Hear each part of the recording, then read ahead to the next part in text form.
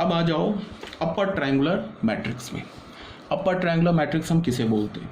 Short form में उसे हम बोलते हैं यूटीएम, अपर ट्रायंगुलर मैट्रिक्स। एक यूटीएम आएगा, एक एलटीएम आएगा, एक लोअर ट्रायंगुलर मैट्रिक्स आएगा। अगर हम अपर ट्रायंगुलर मैट्रिक्स को अच्छे से सीख लें तो फिर लोअर ट्रायंगुलर मैट्रिक्स भी हमें आ जाएगा। बस एक ही चीज़ को, एक पॉइंट को हमें बस चेंज करना है, ठीक है? तो इसको ध्यान दो। सबसे पहले अपर ट्रायंगुलर मैट्रिक्स को बताने से पहले मैंने क्या बताया उसको ज़रा सुनो ध्यान से।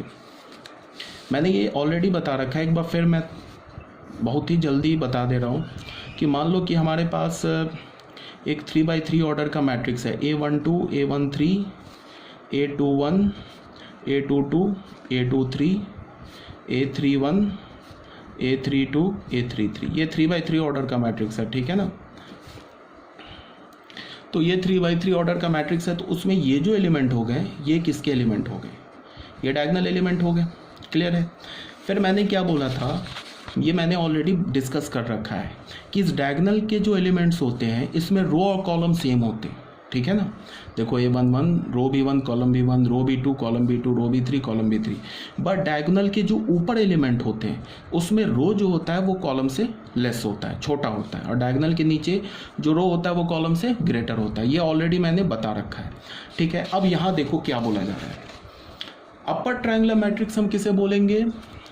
जिसमें AIJ 0 हो, ठीक है?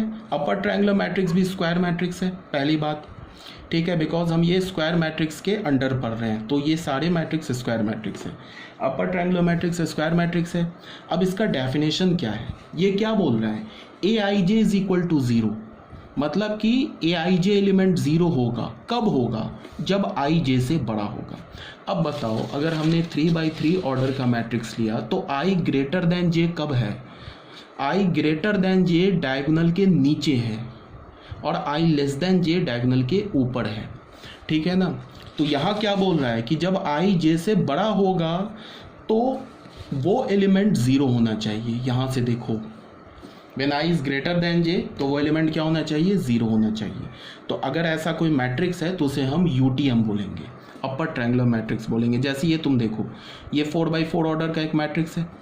इसमें तुम ऐसे देखो, 4x4 ऑर्डर है तो डायगोनल में कितने एलिमेंट्स होंगे? 4 एलिमेंट्स होंगे। तो देख लो ये 4 एलिमेंट्स है ना, 4 एलिमेंट्स, ये देख लो।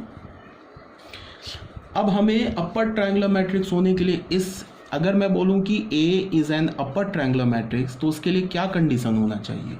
उसके लिए बस यही कंडीशन होना चाहिए कि डायगोनल के नीचे के सारे एलिमेंट 0 होने चाहिए। ऊपर 0 हो ना हो, डायगोनल के में 0 हो ना हो, उससे हमें कोई मतलब नहीं है। बस डायगोनल के अगर नीचे के सारे एलिमेंट 0 हो गए तो वो मैट्रिक्स एक UTM हो जाएगा, अपर ट्रायंगुलर मैट्रिक्स हो जाएगा। फिर से रिपीट कर रहा हूँ, सिर्फ हमें डायगोनल के नीचे के एलिमेंट देखने हैं। अगर डायगोनल के नीचे के सारे एलिमेंट 0 हो गए तो वो UTM हो जाएगा। डायगोनल के भी एलिमेंट 0 हो गए, एक 0 हो गए या सारे 0 हो गए, डायगोनल के ऊपर के एक एलिमेंट 0 हो गए या सारे 0 हो गए, उससे कोई फ़र्क नहीं पड़ता है, तो भी वो UTM हो जाएगा।